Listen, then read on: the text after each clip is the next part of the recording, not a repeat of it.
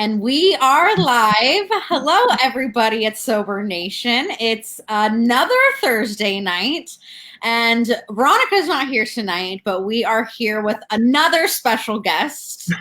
Hi, Sue. How are you? Hi, Tori. I'm good. Hi, Sue. Well, I want to introduce Sue, aka the person who birthed me, who taught me everything I know. This is my mom. Hi, Mom. Hi, dear. Basically, we're having my mom on because a couple weeks ago, me and Veronica were talking, and we've had a lot of like family therapists on and a lot of professionals, but I thought it'd be really cool to have someone who's been, firsthand affected by addiction and has been through this, who's healed and who is in recovery now. So I think it's really cool that we have my mom on, you guys. And I'm going to give a quick shout out to Christopher. Hi, Christopher, and hi, Brittany. But I think, my mom is the epitome of a parent, I think, personally, and I'm not being biased in recovery because she has healed and done so much work on herself.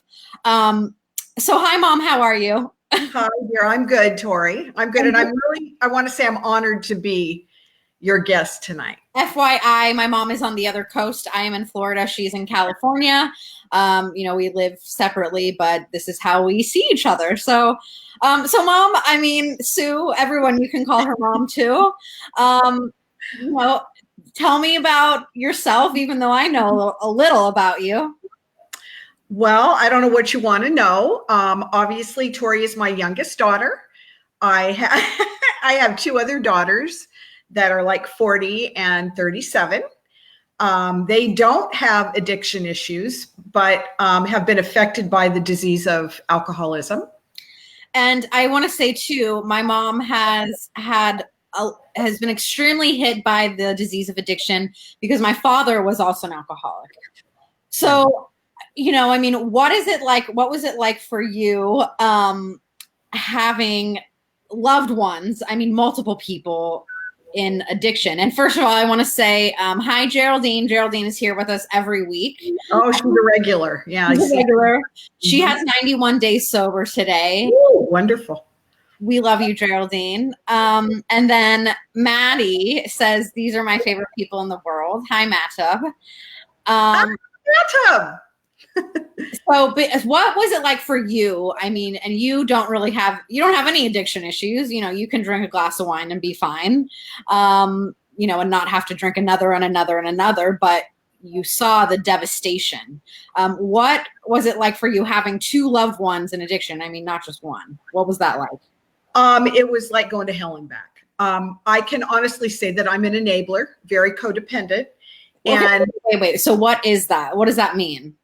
It means I want to solve the problems of my family. I want to help my family. It's instinctual as a mom and as a wife to want to make everything better. And for a lot of years, as you know, with your dad, I lived in denial of his addiction. And he was definitely an alcoholic, and he passed away about 3 years ago of addiction-related issues. And it wasn't really until I did start going to al-anon that I found a peace for myself. And I didn't go into those rooms until Tori was at her bottom, let's say. Yeah. And so how did you, and first real quick, I'm going to say hi to Ryan. Ryan's coming up on a year. Congratulations. Woo-hoo. That's great. Debbie. Hey, Debbie. Hey, Nicole. Nicole says needs strength to not drink. Amen.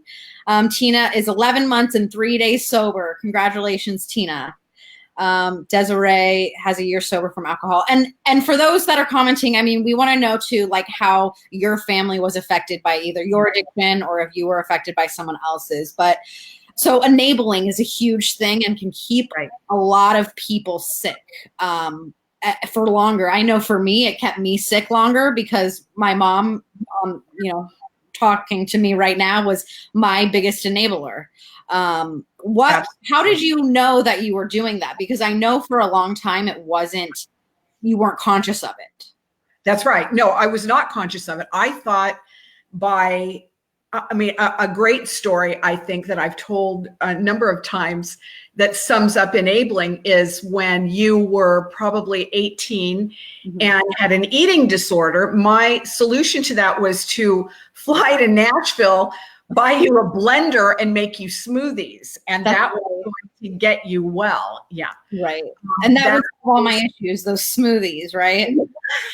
That was the epitome of enabling. Yeah. And same way with drugs and alcohol. You know, you want to fix your loved one because it's, again, as a mom, it's instinctual. You want to solve all the problems, but until you work on yourself and find out how you've been affected by the disease, and I truly believe it's a disease of alcoholism or addiction, until you find your own path, which I did, and detach, it saved my life, really.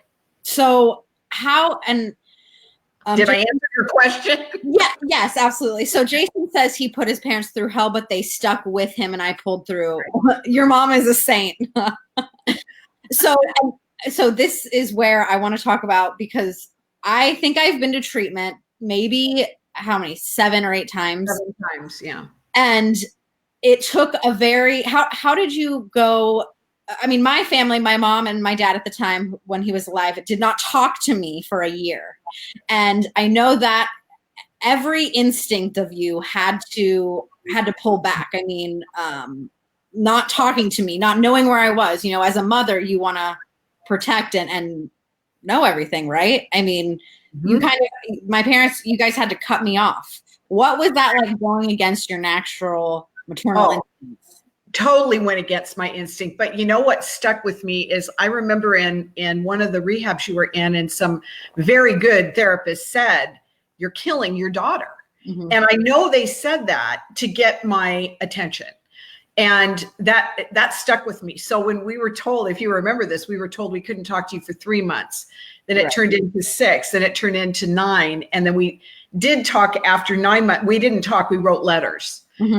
And you know, that is probably one of the biggest differences. You know, I hear people all the times in the rooms I sit in, afraid to do that.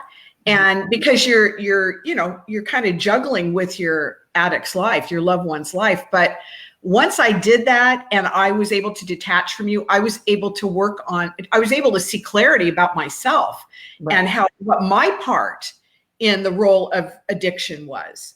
Not only with you, but of everybody else in my life, who was affected by the disease of alcoholism, you know. Yeah. I mean, I think that point in my life, those 3 months, I mean, we wrote letters for how long was it? Yeah, a long time. Well, I didn't see you for about a year. Snail mail letters. Yeah, we had snail mail when I was in early sobriety. And I think that really helped me, because I couldn't call you and say, "Hey, Mom, can you give me $20?" Or, "Hey, Mom, I'm in this crisis, you know, please bail me out." I mean, I had to bail myself out of everything. And when that happened, I began to take responsibility for everything that was going on in my life. And I think for the first time, I said, "Oh shit, like I don't have a way out of this," you know? And I firmly believe that family work in recovery is one of the biggest things that can save someone's life, because you know, I mean, if you're in treatment or you go home from treatment, if you're stuck in that same environment, you know, the same people are still displaying those behaviors, then you end up back in the same place. I mean, some people, they don't, right? But, people end up back in the same place. And I just want to give a shout out here to Chuck as well. He's on here every week. And Chuck actually sent me a message on my personal account earlier this week, asking about having a family member on. And I said, "Well, that's funny you say that."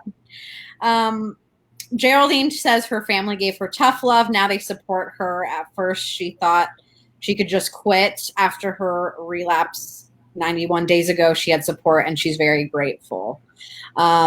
Joshua says you have to detach with love. What is that like, detaching with love? How does that feel, first of all, like when you have to, do that? Well, and I want to say too that this isn't something that happened for me overnight. Mm-hmm. I did not get to the point where I'm at now with peace and serenity. I've been sitting in these 12-step al-anon rooms for 6 years, almost 7. Mm-hmm. And so again, it didn't happen overnight. Detaching with love was really tough. And I remember the first time I heard that. Detach with love? How do you do that? Because I've got to build up some resentment and hate in order to detach with love. But it's a learned process. I mean, I can honestly say today, 6 years later, that through the meetings and the 12 steps and working the 12 steps and, reaching out, because what Al-Anon is sharing our experience, strength, and hope with other family members. Mm-hmm. And not just about your children, but about your friends and your husband, and your brothers and sisters, and whoever you're affected by the disease of alcoholism. So it's been a long process. And today I can say that I can turn to my tools, my toolbox, mm-hmm. which is what I've learned, just like you learn right on your end with addiction, and go back to that place of peace and serenity. And, again, my higher power is who I rely on. And I know, for people in those 12-step groups, with family, you're in recovery. Right. Absolutely. And for those that, my mom is in recovery. And so what does that look like for you? And what does a relapse look like for you? Oh, that's a good question. That's good. My program, my recovery, is about going to probably 3 or 4 meetings a week. I read my literature, my Al-Anon approved literature every single day. I journal every day. I talk to Al-Anon friends every day who have been in the same boat. I serve. I do service because that makes me give back for what I've received. And, we always stay for the miracle, which when you see people that come in their first time and, a few months, years, whatever later, you can see the behavior change in them and they find serenity and peace. You know what? Now I forgot what your question was. What did she say? Well, I was going to say, what does your recovery look like? Because, for me, my recovery, it's not all about just staying away from alcohol and drugs, but that's a component of it. And that's probably one of the biggest components, but, giving back, being a good person. Hello. But so, what does yours look like? And what would a relapse look like to you? Right. Well, giving service, that's a big part of it too. Yeah. Whether I'm the literature person in my Monday morning meeting or, whatever, taking out the chairs or whatever, coffee. A relapse to me, mm-hmm. and I know when I'm having a relapse now. In the beginning, I did not. But a relapse to me would look like, I'm going to use you as an example. I hear something, and I may even hear something in your voice, because I know you, and I would go to fear. I would immediately go to, oh my gosh, what's going on with her? You've experienced me doing that. Right. It's usually when I'm hungry, angry, lonely, or tired. Halt. Right. It's usually when I'm one of those and if I speak and I say something to you, then I've got to make those amends back to you, because that's the difference that I have now. I know I go straight to that fear. But today I can say I know how to get myself out of it, which again, with my higher power and with all the tools that I've learned. And Sarah says she stayed away from active friends and family. I'm in touch and close to my family now, 6 years sober, and now very grateful. Congratulations, Sarah. I would say it takes a long time to repair these relationships. This didn't happen with my mom today. I think we have a great relationship. I don't know. We do. I agree with you. It wasn't always like this. And so what were you like, Mom? And I know what I was like when I first got sober. I was, whiny, complaining, kind of a bitch. try to manipulate and scheme my way into every little thing I could. But what was it like what is it like? Was it like for you? And what have you seen other people kind of like when either their loved one is going through addiction or in a treatment center or trying to stay sober? What was that like for you? And what do you see? As far as and what were you like at that time? Oh, I was fearful. I lived in fear. I lived in fear. Every time the phone rang, I thought it was going to be something horrendous, and I, let me say too, I've also had to train myself to do that with other things in my life. Now we're talking about you. I came into not just me, also Dad too. Well, that's what I'm saying. My dad was, for those who just are starting watching, I mean, my dad was an active alcoholic probably until his death, Right. But okay, go on.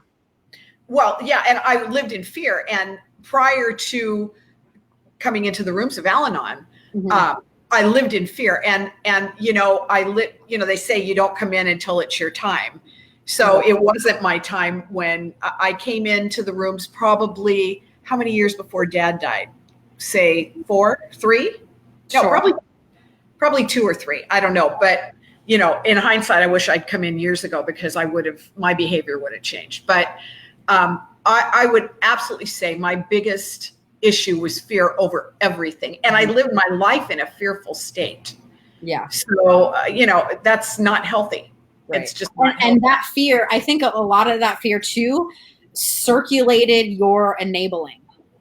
Yes. Oh, yeah. And I think that does happen for a lot of people, either parents, siblings, in dealing with a loved one that has addiction. That fear helps the addiction going, the other person's. Oh, yeah. Yeah, because you tend to loop. I remember I would loop with your dad. Not so much with you, but with him. It's that cycle. I'm fearful that she's gonna get her next meal because she's living in a halfway house and she's gonna die. So I'm gonna give her money, but then that's gonna cause her to use again. Right. So it's that cycle of thinking. And that's right. Rochelle says she has a question. What feedback or thoughts do you have for people in both AA and Al-Anon double winners? Oh, yeah. I think that's good. We have a lot of double winners. And that's what I was telling you. Yeah, I know. I think that is amazing that you go to both. I think that, you guys both, she says they both helped her with addiction and codependency. So. Right. Absolutely. I've said in AA rooms, I'm not an alcoholic, but I've sat in the AA rooms as well as, my program with Al-Anon. And I have to tell you, I admire the double winners that can go to both and, deal with addictive parents or spouse or children and get sober themselves. So. Yeah. And Amanda says she's lost friends and family because they refuse to try to understand it. I'm assuming, addiction or the relapse process or whatnot. It hurts daily still. I wish my family was more like your mom. You're so blessed.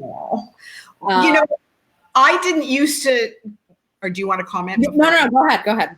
I didn't used to be that way, but I really think in accepting the fact that alcoholism, drug addiction, any kind of addiction is a disease, that was half the battle for me. Because once I could look at the addict, and it affects everybody. Back in the day, I remember my mom talking about, he was just a drunk, and that's not the case. Anybody can have an addiction.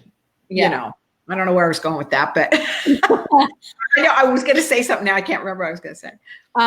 Jennifer says, as a mom, thought I was in recovery, but realized that I've relapsed. Thanks for sharing what recovery and relapse looks like as a mom. I can relate to the fear 100%. Right. I think a lot of parents can, or, people that have a spouse. I mean, that's so common. Oh, absolutely. Because when you live in that fear, it's almost a paralyzing fear that is easy to stay in.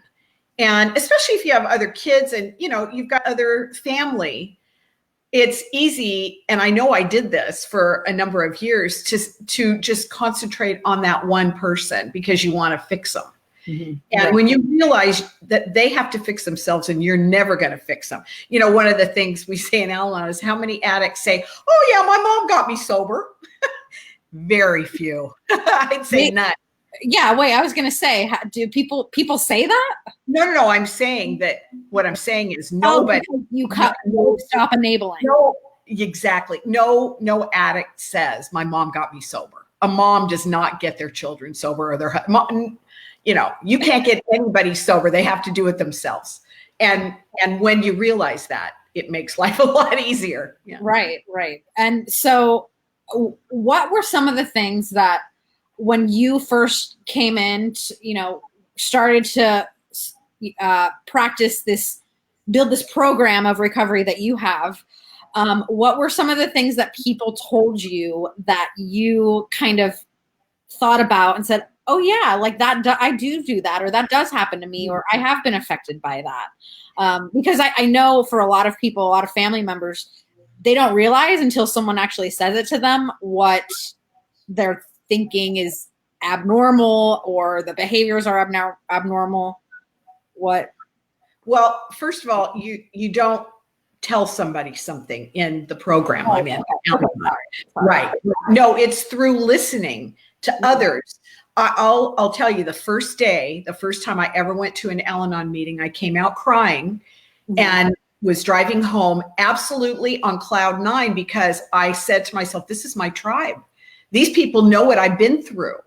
So it's by witnessing. And that's why we always say, come back, you got to come back. You got to keep going. I'll keep going till the day I die, because it's a witness program. You witness other people's recovery, and that's how you recover. That's why I say it's not overnight. You don't go to one meeting or even 6 and then say, oh yeah, I don't need to go anymore. Yeah. Every day you hear something different that affects your life. And I can't say enough about it. It's amazing. So by other people sharing their experience, strength, and hope is what you pick up on. That's what I would say. Yeah, nobody gives advice. I think that's true too for those who are in recovery from alcohol or drug addiction or whatever. I mean, it's, a therapist can tell you something, but when you're talking to another person that has been exactly where you are, it's a whole nother type of magic that happens. That's right. Exactly. So Stephanie says she's clean, but her husband can't get it. And she says, it's literally killing me. My enabling is killing him, but I don't know how to stop and pull away. I'm scared he'll die without me. Well, I would say get to an Al-Anon meeting and you will hear how other people do it. Yeah. Yeah. And just don't go to one, we always say go to 6 or more. I think this is, Stephanie, this is your, insecurity of him without you. I mean, but you pulling away is going to be the hardest thing. But then when you do and maybe see him, starting to get better, just one behavior can kind of be a domino effect. Exactly. And that sounds so easy. It's not. It's not. I mean, it's painful. It's absolutely painful to see your loved one go through what they're going through. But you got to take care of yourself. That's, it's like putting the mask in the airplane, putting the mask on you before you put it on your child. You've got to, in order to help somebody else, you've got to take care of you. That's a big thing for me, because I never knew how to take care of myself. I was always busy taking care of everybody else. And here's another comment that I think you may relate to. I don't know. Kathryn says, my first daughter is an addict. My other two took back seats for years and I felt guilty. Woo! Very, very much so. And I think sometimes I still have guilt about that.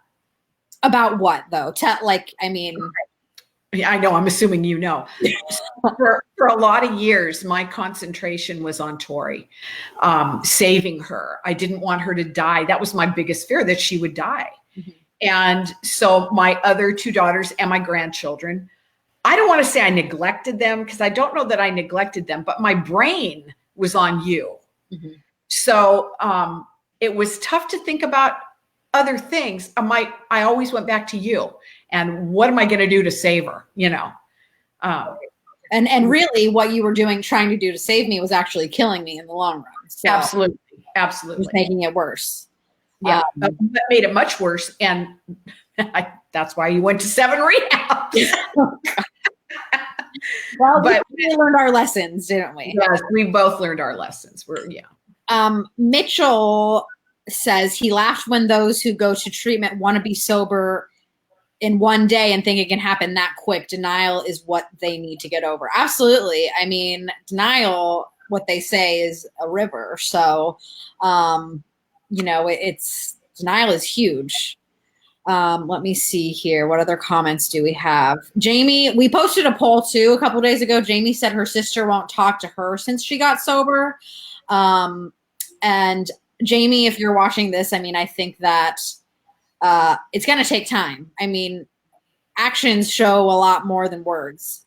And I know, for you, Mom, it was a long time before you were, willing to even talk to me or say, I mean, I just remember phone calls, and it was I could tell it was hard for you, to say like, okay, well, I can't, I can't talk to you right now, or we're going to have a 10-minute phone call and then I'm going to hang up the phone. Well, and trust. You've got to, I've said this before, I always remain cautiously optimistic. Do you know what I mean by that? Cautiously? Yeah. Yes. Yeah. From my vantage point. And when you break that bond of trust, which now I'm going back to your dad here, but I have learned so much that I know that the trust is, gosh, I don't know how to put this. I have to trust myself first before I can trust anybody else. Do you know what I mean? Yeah, I get it. And that changes my reaction then on a trust level. Right. Well, Britt says al-anon is for people that have family that suffers from addiction, ? She never knew. Her entire life, addiction has plagued my family, and I never even knew, even after her going to 12-step groups. Kathryn says, Mom, do you totally trust her now? Yes, I do trust her now.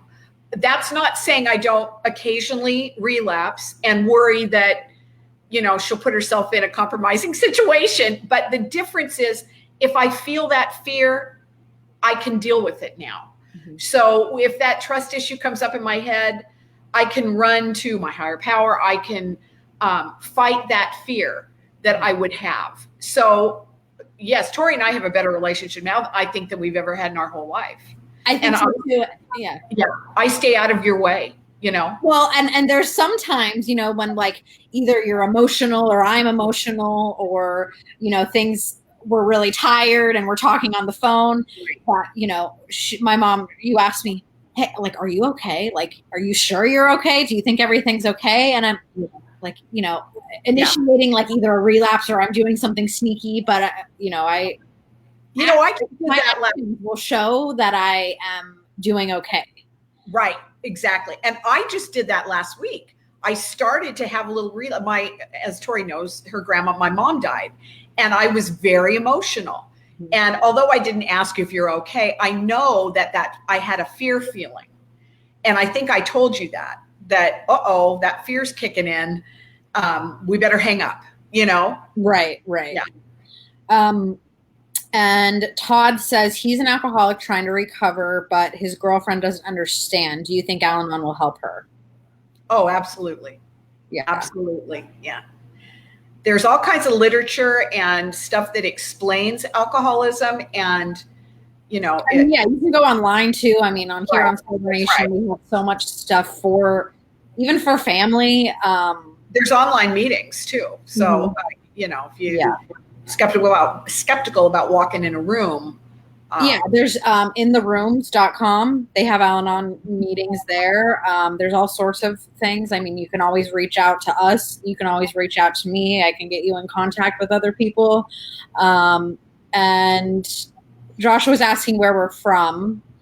Well, I am from her. Yeah. My mom was in, she live in California. I live in Florida. I'm in California. She's across the country. Yes. And Velvet celebrated 2 years in February. She still struggles at times, but she tries to keep herself in the circle. Respect to people who help others find their way. A lighthouse in the storm. Thanks, ladies. Let's see. Oh, and Josh says you can do a phone call with the WSO, the service office, too. If you are looking for a meeting, get online. There's all sorts of websites for those 12-step meetings. You can call the service office, and they'll direct you to the next meeting nearest to you.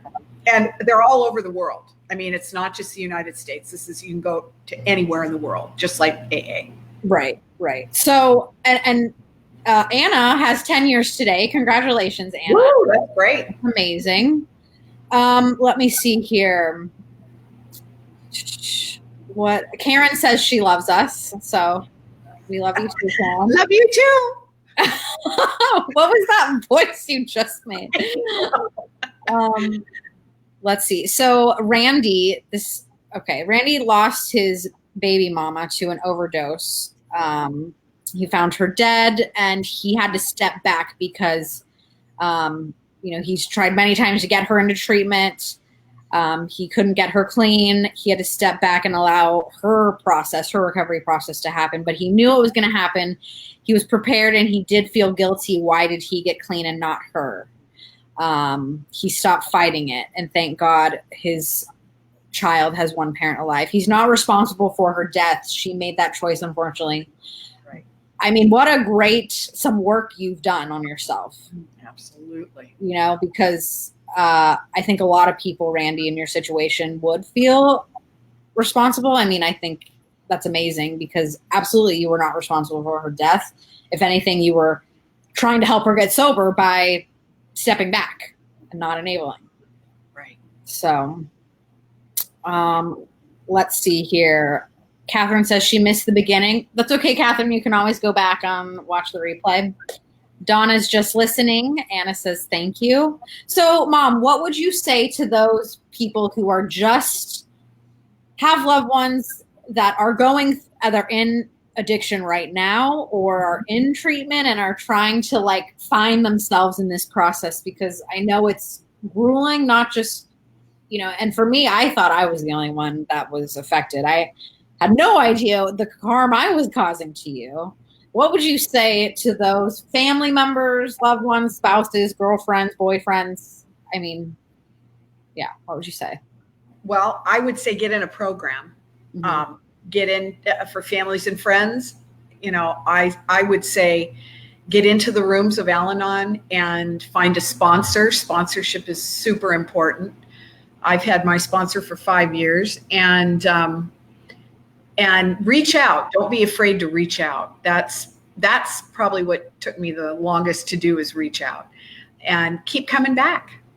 Don't just try 1 or 2 meetings, go to different meetings in different areas and find what you feel is most compatible with you. And there really is help out there. Yeah. And not you. I mean, you also don't just do al-anon, but you see a therapist. Absolutely. And you have a circle of people around you. I do. I have a circle of al-anon friends, as well as, I don't know if we're supposed to mention what? You go to church. I go to church, and I am very spiritual, and I totally believe my higher power, which I choose to call God, is and helping me. And I believe Tori has her higher power, and that gives me a feeling of peace, knowing that, I remember when I turned this all around in my head, I was able to tell myself that my addicts have a higher power too. Mm. So it's not up to me to take care of them. It's up to me to take care of me and turn to my higher power for help. Mm-hmm. Yeah. I like that, that I have a higher power too, because I do. Mm-hmm. But let's see. Amanda says she tried pushing her brother-in-law to come with her, but she had to stop. I think probably to 12-step meetings or whatnot, and let go and pray. And he has 1 week clean now. That's awesome. So you stop fighting. That's right. or stop, pushing him. But everyone has to come to their own terms. As many times as we can be forced to do something or tell someone till they're blue in the face, we have to kind of do it on our own. Britt says she's going to al-anon meetings now thanks to this conversation. Oh, good. Todd is 50 years old. He's been fighting addiction for 30 years, but he can't stay sober for more than 3 years. Todd, I think whatever is tripping you up, there's something there. Whether, that means you need to go back to a 12-step meeting to go find a sponsor, but, you got to get out of yourself right now. And, find whatever is holding you back. Because I know for me, there was something holding me back, whether that was my family or, dealing with certain types of traumas. There's all sorts of resources out there too, that you can go and find, low cost or free counseling, free therapy, free whatever. There's a lot of resources out there. So for those people who say like, I can't get into treatment or whatever, and this is a conversation for later, but there are resources out there. So, let's see. What are other comments? Yes, what a concept. Get a sponsor. I think that was meant to be sarcastic.